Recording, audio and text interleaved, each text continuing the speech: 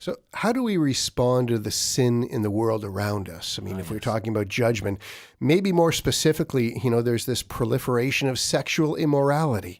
How do we respond to that as the church, or even as individual people, followers of Christ? Yeah, I am sometimes of two minds of this thing. I'm remembering what Paul said in 1 Corinthians 5, verse 12, where he says, "What business is it of mine to judge those outside the church?" Right? God will judge them. In other words, a greater light has been given to those who know Christ. And the greater judgment for sexual sin, for instance, if we're going to use that as an example, will fall upon believers.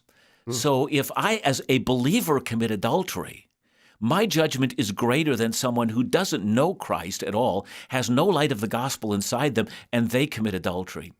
And what I sometimes find is that we've made a federal case in the church of judging the debauchery in the world, and there's lots of it, And yes, it's very concerning. I mean, look at our own kids or grandkids, and we say, how do we protect them from this flood of sexual perversion that's just everywhere around us? But at the same time, if we do not place a standard among the people of God, if we don't demand a greater accountability among us, I think whatever we say to the world will be of no effect whatsoever.